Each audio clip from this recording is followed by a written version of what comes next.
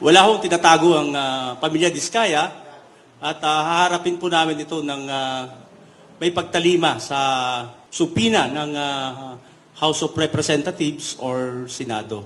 Makakaasa po kayo dyan, hindi ho yan tatakbo. Kampo ni Diskaya ay ginit na hindi sila tatakbo at wala silang itinatago na illegal. Ito ay batay sa mga sinabi ng Legal Counsel ng mga Diskaya at handa raw silang harapin kung ano man ang kaso o problema ang kinakaharap nila o kakaharapin nila. Kaya mga kaibigan, kayo na lang ang musga sa mga pahayag ng kampo ni Diskaya. Pahuhuyan ng government agency concern kung ano po yung nararapat na gawin nila basta nasa proseso po. Wala ho kaming objection dyan. Saka kagaya ho yung sinabi ko kahapon, wala hong tinatago ang pamilya Diskaya at haharapin po namin ito ng may pagtalima sa supina ng House of Representatives or Senado. Makakaasa po kayo dyan, hindi ho yan tatakbo. Naibalik na po lahat ng 12 luxury vehicles na nasa search warrant. Would you want to at least give also the 16 other luxury vehicles to move to the 28? Unahin ko muna yung search warrant. Yung search warrant po kasi, pag nag-issue ang korte ng search warrant, dapat identified yung object or objects. No? Kung ano lang po yun lang doon, yun lang po yung iimbestigahan po nila. Ngayon, nung napunta po ang Bureau of Customs doon sa pamumuno ng ating mahal na commissioner, si Commissioner Ariel Nepomuceno, siyempre, natural reaction ng mag-asawa, nagulat po sila.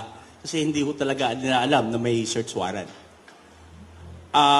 Meron pong nakitang dalawa doon na luxury car, yung 10 na kabahagi ng 12 luxury cars, nasa labas po. Okay? Yung iba, ginagamit ng pamilya, yung iba, under preventive maintenance. So kagaya po nung sinabi ko nung interview natin dun sa opisina nila, ang parking po ng mga luxury cars nandun po talaga. It so happened na nung pumunta po si Bureau of Customs, wala po kasi nga ginamit po yung iba. Ngayon, all accounted na po yung 12 luxury cars na subject po ng search warrant. Nakita na po ng Bureau of Customs. So, wala ho talaga kaming tinatago. Kasi kung illegal yon or hindi nakarehistro, ako bilang abogado, pag ibinalik mo yan, ay pag hindi mo binalik yan, talagang guilty ka. Di ba? Kaso ho, nandun nakita na ng Bureau of Customs. So, ano ang ibig sabihin nun? Legal po yung mga sasakyan. Yung 16 po, antayin po natin yung proseso kung ano naman ang darating, kung meron pong search warrant ulit or anumang pag-uutos ng korte, available po yun. Sir, do you feel like tinigipit kayo kasi nabanggit ni Commissioner Nepomuceno kahapon, parang pag-i-issue ni Sir Executive na rin Ay, hindi naman po siguro. Siyempre, trabaho yan ni Commissioner po. Trabaho po niyan, ako rin, trabaho ko rin bilang abogado, pagtanggol ng spouses Diskaya, trabaho po ni Commissioner yan. So naiintindihan ko po yan.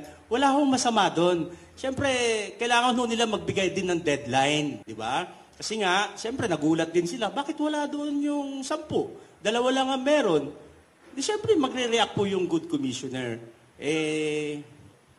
Naibalik na po. Nandun na po. So siguro, satisfied na po si commissioner.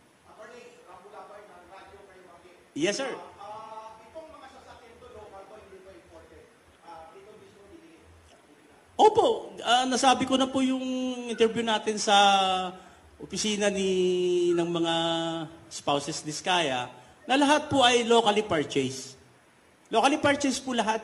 Wala pong in-import ang spouses Diskaya rito para maging consignee sila or gumamit sila ng consignee. Lahat po locally purchased po. At lahat po nakarehistro yung 12 luxury cars. Hindi po irirehistro yan ng LTO kung meron pong tax due. Tandaan po natin, for example, Ikaw, sir Mon, bumili ka ng sasakyan sa kasa.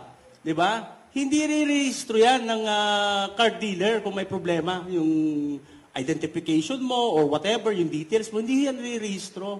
Kung kulang ka sa loan, sa mortgage, hindi rirehistro yan. Hindi papayagan ng bangko yan. So, ganun po. Basta tandaan po ninyo, kung illegal po yun, wala dapat doon. Nandun po lahat eh.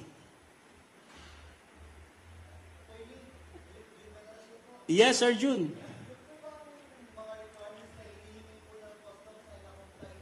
Inaayos na po namin. Iko-comply po namin, sir. Kasi wala naman talaga, kagaya ng sinabi ko, may rehistro po yung mga sasakyan. May rehistro po. Binili po namin yan. Ay, binili po. Bakit ba ako bumili? Binili po ng spouses ni Skaya. Sorry po. Sa mga authorized car dealers.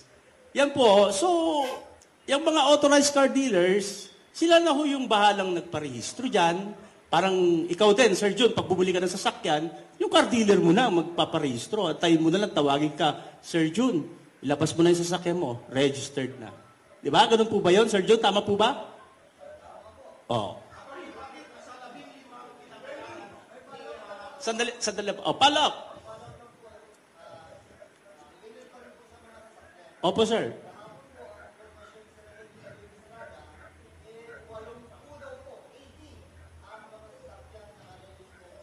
Dami ah.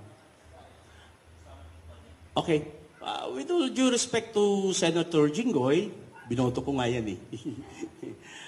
Nire-respeto ko po si Senator Jinggoy kung yun po yung nakalap niya sa LTO.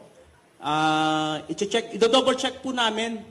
Kasi po, nagkausap po kami sa telepono ni Sir Curly. Ang sabi niya, baka hindi pa nailipat yung mga ibinenta nilang mga sasakyan ng previous years.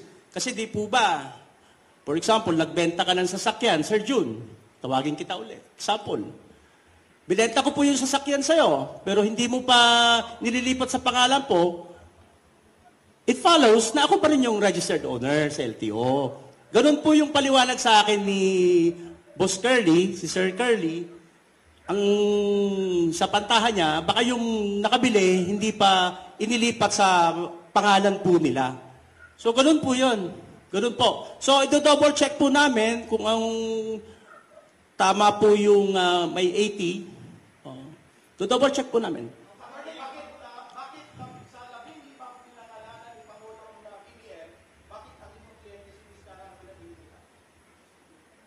Dahil po na nahimik kami. Pasensya na kayo mga kaibigan ha. Sometimes kasi nakaka-pick up din tayo sa pananahimik ng isang tao na parang negative, di ba? Hinintay po namin ang patawag ng Senado, patawag ng House of Reps, at nung mga ibang mga agency. Talagang hinintay namin bago kami magsalita. So kahit gustong-gusto nilang magsalita or gusto nila kaming magsalita bilang mga abogado nila, sinabjuho namin yung passion namin. Kasi hindi naman ho makakatulong yan eh. Pero devastated po sila. Sa SOCMED, sa news, kasi hindi nagre-react. Pero eto na po kami. Lumabas na po kami. Kasi nga, nag-upisa na ang Senate hearing. Yun lang po. Yes po.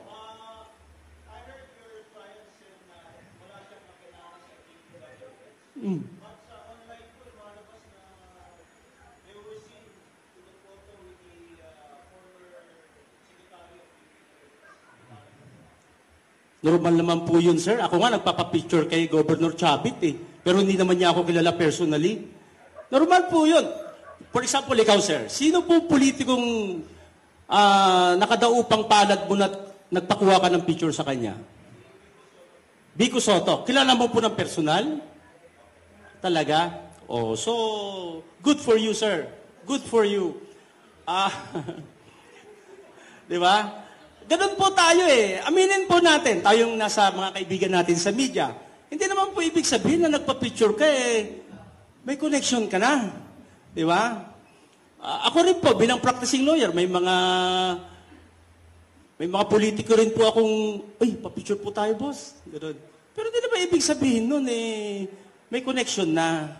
So, doon po nagiging negative po kasi. Alam niyo, ang social media talaga nakakatakot eh. Di ba? Ako nga, binabas eh. Ang dami kong buzzer. Sabi nila, hindi naman ako nagbabasa kasi hindi naman nakakatulong sa akin yun eh. Hindi nakakatulong para to advance and protect the interest of my client. Hindi nakakatulong yun. May tax audit orders na raw ang BIR. Nag-receive niyo po ba yun? And then, plano ng mga diskaya sa pahimusunan ng BIR. Gusto mong sagutin kita ng diretso dyan, sir? May tax clearance po ng January 2025. Ang St. Timothy, St. Gerard at Alpha and Omega. So, ibig sabihin yan, pag meron kang tax clearance ng January 2025, yung previous years mo, bayad. Pero, trabaho po ng BIR po yan, trabaho po nila. So, dapat pong gawin lang po nila. Pero, bigyan ko po kayo ng advance info, meron pong tax clearance. Ang St. Gerard, Alpha and Omega, St. Timothy, January 2025. Ibig sabihin po yon, yung previous years, hindi ka makakakuha ng 2025 tax clearance kung hindi bayad yung previous years. Tama po ba? Tama po, sir? O ikaw, sir? So you're saying, sir, na nagko-comply sa pagbabayad ng tamang po sa mga diskaya? Best evidence rule po, tax clearance. Yes, sir. Yes, ma'am.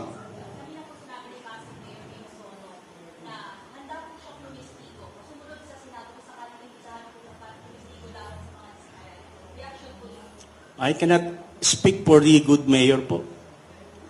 Kaya na lang po natin siya na tumistigo po siya base rin sa dokumento.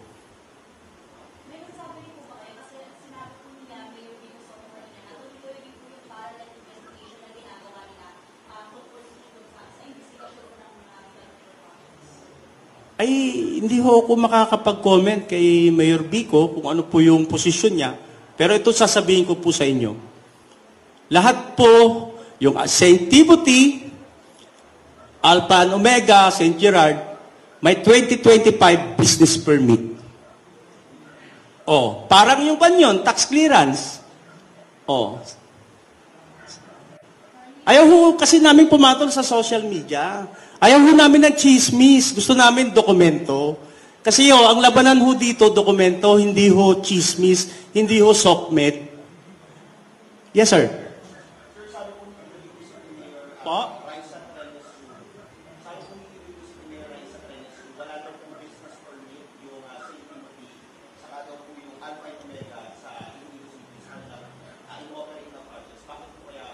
Sa kanilang city? Ay, hindi po. Hindi po ganon. Kung saan po yung principal office ng isang korporasyon, doon po siya kukuha ng business permit.